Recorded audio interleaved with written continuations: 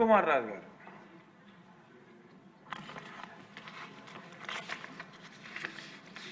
అధ్యక్ష, సమయం చెప్పేస్తే మళ్ళీ మీకు బెల్ కొట్టక్కర్ లేకుండా 6 నిమిషాలు కొంచెం చూడండి, కొంచెం చేయి దెబ్బతిని ఉంది.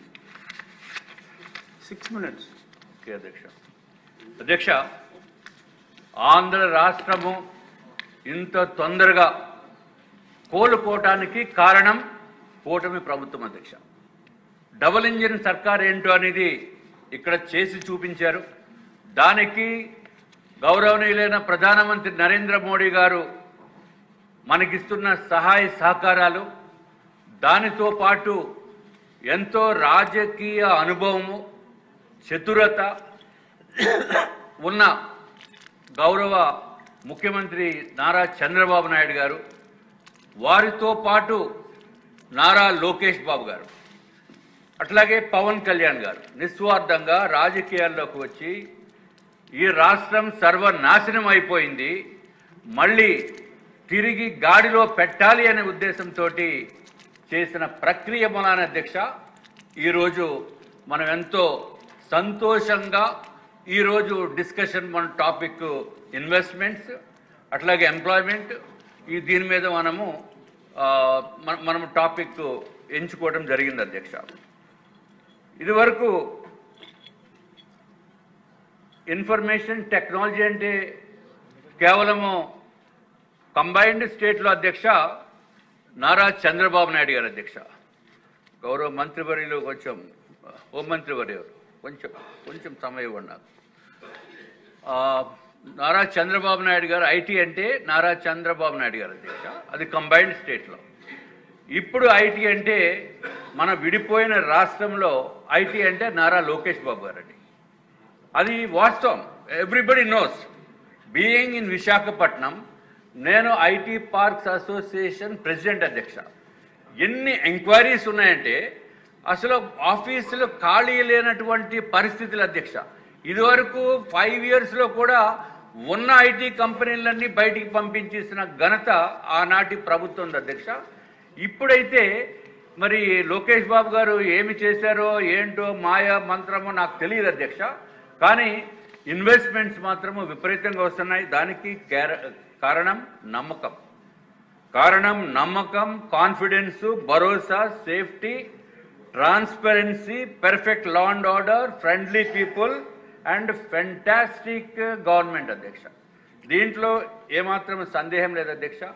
ఇది వరకు ఏదైతే ఐటీ పార్క్ హిల్ నెంబర్ 3లో అధ్యక్ష స్టార్టప్ కంపెనీస్ అని చెప్పి అంతకుముందు గౌరవ ముఖ్యమంత్రి వర్యులు అట్లాగే లోకేష్ బాబు గారు వచ్చి ఐటీ హిల్ నెంబర్ 3లో స్టార్టప్ కంపెనీస్ గురించి ఏదైతే ప్లేసెస్ని అలాట్ చేశారో అధ్యక్ష, పాపం ఐటీ కంపెనీస్ 2019లో కూడా వచ్చి పెట్టడం జరిగింది. తర్వాత ఆ ప్రభుత్వం వచ్చిన తర్వాత ఉన్న కంపెనీస్ని బయటికి పంపించారు అధ్యక్ష.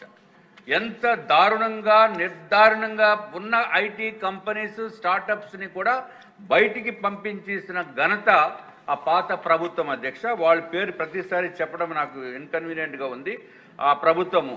కాబట్టి అది ఒకటే ఐటీ కంపెనీస్ స్టార్టప్సే కాకుండా అధ్యక్ష, వేరుండి ప్రముఖ ప్రఖ్యాత కంపెనీస్ అయిన అమర్ రాజా బ్యాటరీస్ని బయటికి పంపించారు అధ్యక్ష. ఆంధ్ర రాష్ట్రం నుంచి తరిమేశారు అధ్యక్ష.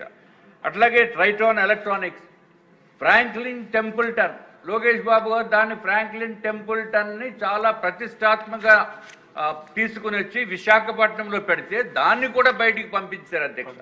అట్లాగే సింగపూర్ స్టార్టప్ కంపెనీస్ ఎన్నోట్లు బయటికి పంపించారు. కియా మోటార్స్ యాన్సిలరీ యూనిట్స్ పెడదామనుకున్న వాళ్ళని కూడా బయటికి పంపించారు అధ్యక్ష ఆ ప్రభుత్వం.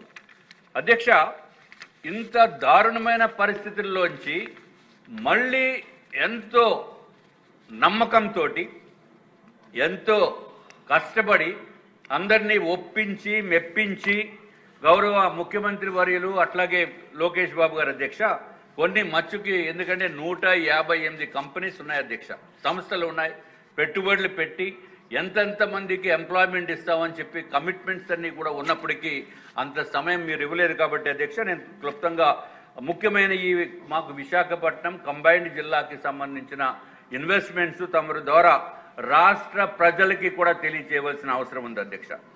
అధ్యక్ష, రాజధాని లేని రాష్ట్రం అంటూ లాస్ట్ 5 yearsలో ఉన్నప్పుడు ఎవరన్నా బయట నుంచి కొత్తగా ఇన్వెస్ట్మెంట్స్ తీసుకుని వచ్చి పెట్టాలంటే అది ఎంతో నమ్మకం ఉంటేనే కానీ పెట్టలేరు అధ్యక్ష.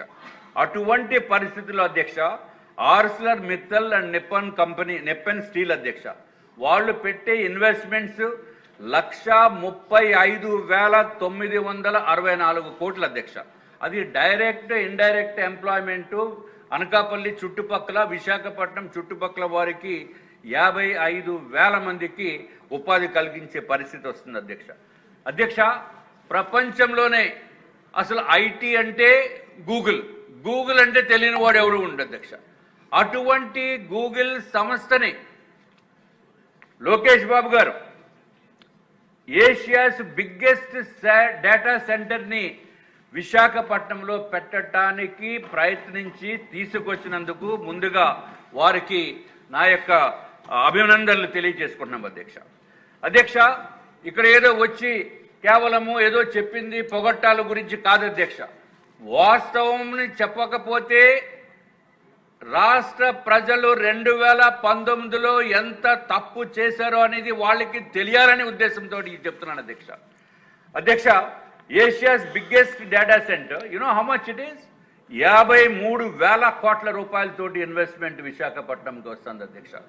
అధ్యక్ష, ఇది ఒక్కటే కాకుండా కేంద్ర ప్రభుత్వం నరేంద్ర మోడీ గారు ఏదైతే ఎన్టీపీసీ గ్రీన్ హైడ్రోజన్ హబ్ అది కూడా విశాఖపట్నం అనకాపల్లి దగ్గర ఎన్టీపీసీలో పెట్టడం జరుగుతుంది అధ్యక్ష. దాంట్లో టోటల్గా హబ్ అన్నిటికీ కలిపి ఇన్వెస్ట్మెంట్స్ యాన్సిలరీ యూనిట్స్ తోటి డౌన్ స్ట్రీమ్ ఇండస్ట్రీస్ తోటి కలిపితే అధ్యక్ష 1,80,000 కోట్ల రూపాయలు అధ్యక్ష. అధ్యక్ష, I'm repeating, it is 1,80,000 crores. ఇది ఒక్కడే కాకుండా ఇంక డైరెక్ట్ ఎంప్లాయ్మెంట్ కనుక ఐటీ రంగంలో చూస్తే విశాఖపట్నానికి టీసీఎస్ వారు టాటా కన్సల్టెన్సీ సర్వీసెస్ అధ్యక్ష 1,400 కోట్ల రూపాయలతోటి 12,000 మంది ఎంప్లాయ్మెంట్కి వాళ్ళు రెడీ అయ్యి they have already started their operations అధ్యక్ష. ఉన్న ఐటీ హిల్ నెంబర్ 3లో అధ్యక్ష Rushikonda they have already board పెట్టారు, అన్నీ కూడా స్టార్ట్ చేయటం ఆల్రెడీ జరిగిపోయింది అధ్యక్ష. ఇది ఒకటే కాకుండా అధ్యక్ష సిఫీ అని ఉంది అధ్యక్ష. అది రాష్ట్రం దేశంలో 14 డేటా సెంటర్స్ నడుపుతున్నాయి అధ్యక్ష. వాళ్ళు కూడా మనకి విశాఖపట్నానికి 16,466 కోట్ల రూపాయల ఇన్వెస్ట్మెంట్ తోటి సుమారు 600 ఎంప్లాయ్మెంట్ తోటి వాళ్ళు వస్తున్నారు అధ్యక్ష. అట్లాగే అదానీ డేటా సెంటర్ అధ్యక్ష ఇదివరకు గౌరవ ముఖ్యమంత్రి నారా చంద్రబాబు నాయుడు గారు ఉన్నప్పుడే అధ్యక్ష వారికి ల్యాండ్ అలాట్ చేయటం జరిగింది. ఆ క్రిందటి ప్రభుత్వము ఈ ఎన్విరాన్మెంటల్ క్లియరెన్సెస్ లేని ప్రకారము ఆ టైంలో కూడా వాళ్ళు ముందుకు వచ్చి చేయలేకపోయారు అధ్యక్ష. ఇప్పుడు ఈ కూటమి ప్రభుత్వం వచ్చిన తర్వాత వాళ్ళకి ఎన్విరాన్మెంటల్ క్లియరెన్సెస్ ఇచ్చిన తర్వాత అధ్యక్ష 30,000 కోట్ల రూపాయలతోటి అక్కడ కూడా డేటా సెంటర్ స్టార్ట్ అవుతుంది అధ్యక్ష. ఇది ఒకటే కాకుండా అధ్యక్ష ANSR గ్లోబల్ క్యాపబిలిటీ సెంటర్ అధ్యక్ష GCC which is going to play a very major important role in IT. IT ఒక్కటే కాకుండా కూడా మిగిలిన రంగాల్లో కూడా ఈ GCC అనేది ఇది వెరీ ఇంపార్టెంట్ రోల్ ప్లే చేస్తుంది అధ్యక్ష ఇన్ ఫ్యూచర్. వీళ్ళు పెట్టే ఇన్వెస్ట్మెంట్ అధ్యక్ష 1,000 crores investment in Visakhapatnam. And దీంట్లో employment direct indirect employment I'm talking about direct employment itself is 10,000 మంది ఎంప్లాయ్మెంట్ అధ్యక్ష. అట్లాగే సత్వ డెవలపర్స్ అని వాళ్ళు 1,500 కోట్ల రూపాయలతోటి నేను అన్ని వైజాగ్ చెప్తున్నాను అధ్యక్ష 1,500 కోట్ల రూపాయలతోటి సుమారు 10,000 మంది. 8 minutes అయింది జస్ట్ ఫర్ యువర్ ఇన్ఫర్మేషన్. ఏం చేయండి సార్ అయిపోయింది క్లోజ్ చేసి ఆపాలి. తర్వాత అధ్యక్ష కాగ్నిజెంట్ టెక్నాలజీస్ అధ్యక్ష 1,583 కోట్ల రూపాయలతోటి 8,000 మంది ఎంప్లాయ్మెంట్ ఇస్తున్నారు అధ్యక్ష. ఎక్సెంచర్ అయితే అధ్యక్ష అది 1,000 మంది 10,000 మందితోటి ఎంప్లాయ్మెంట్ వచ్చే పరిస్థితి ఉంది అధ్యక్ష. అధ్యక్ష ఇప్పుడు ఫైనల్గా నేను కోరేది ఏంటంటే అధ్యక్ష ఏదైతే అధ్యక్ష ఎంప్లాయ్మెంట్ గురించి మాట్లాడుతున్నాం అనుకుంటే నిన్నే ఒక ప్రోగ్రాం జరిగింది అధ్యక్ష డిఎస్సి. ఈ డిఎస్సిలో 16,347 మంది టీచర్స్కి ఎంప్లాయ్మెంట్ ఇవ్వడం జరిగింది. ఆల్రెడీ లెటర్స్ ఇవ్వటం జరిగిపోయింది అధ్యక్ష. అట్లాగే కానిస్టేబుల్స్కి 6,000 ఎంప్లాయ్మెంట్ కూడా వచ్చే పరిస్థితి ఉంది అధ్యక్ష. ఏదైతే నిన్న లోకేష్ బాబు గారు ఏ విధంగా అయితే చేశారో మెగా ప్రోగ్రాం పెట్టి అదేవిధంగా ఈ ఎంప్లాయ్మెంట్ ఎవరికైతే కానిస్టేబుల్స్కి ఇవ్వటం జరుగుతుందో అదేవిధంగా ఒక ప్రోగ్రాం పెడితే బాగుంటుంది అధ్యక్ష. అట్లాగే 175 నియోజకవర్గాల్లో జాబ్ మేళాస్ని కండక్ట్ చేసి తద్వారా 69,363 మందికి ఎంప్లాయ్మెంట్ ఇవ్వడం జరిగింది అధ్యక్ష. కాబట్టి ఇవన్నిటిని కూడా మనం దృష్టిలో పెట్టుకోవాల్సిన అవసరం ఉంది అధ్యక్ష. ఫైనల్గా మా రిక్వెస్ట్ ఏంటంటే అధ్యక్ష, విశాఖపట్నంలో ఇన్ని వేలాది మందికి ఎంప్లాయ్మెంట్ ఇచ్చేస్తూ ఉంటే అసలు అక్కడ రోడ్లు సరిపోయే పరిస్థితి లేదు అధ్యక్ష. రోడ్లు సరిపోవట్లేదు కాబట్టి అక్కడ అర్జెంటుగా మాస్టర్ ప్లాన్ రోడ్స్ త్వరితగతిన లే చేయవలసిన అవసరం ఉంది అధ్యక్ష. అట్లాగే ఏదైతే ఆల్రెడీ ఐడెంటిఫైడ్ ఫ్లైఓవర్స్ ఉన్నాయో అధ్యక్ష, ఆ ఫ్లైఓవర్స్ని కూడా త్వరితగతిన పూర్తి చేయవలసిన అవసరం వచ్చేస్తుంది అధ్యక్ష. లేకపోతే బెంగళూరులో ఎంత కంజెస్టెడ్ అయిపోయినా అదే పరిస్థితి విశాఖపట్నంకి వస్తుంది అధ్యక్ష. అట్లాగే కోస్టల్ కారిడార్ ఉంది అధ్యక్ష, వైజాగ్ టు శ్రీకాకుళం, దాన్ని కూడా త్వరితగతిన ఫస్ట్ ప్రయారిటీ కింద పెట్టి చేయవలసిన అవసరం ఉంది. మెట్రో పెట్టాలి. అట్లాగే అధ్యక్ష, ఇంకొక small submission to the honourable minister. There are so many other members, sir. Kindly understand. Okay అధ్యక్ష, ఏదైతే వాళ్ళకి ల్యాండ్స్ ఇస్తున్నారో now itself they have to allot the lands for police stations, అట్లాగే bus stops, bus parking lots కనుక చేయకపోతే చాలా ఇబ్బందులు వస్తున్నాయి అధ్యక్ష. మా ఐటీ పార్క్ అసోసియేషన్లో ఇల్ నెంబర్ 123లో కనీసం పోలీస్ స్టేషన్కి ఇవ్వడానికి కూడా స్థలం లేదు అధ్యక్ష. చిన్న కంటైనర్లో పోలీస్ స్టేషన్ నడుపుతున్నారు.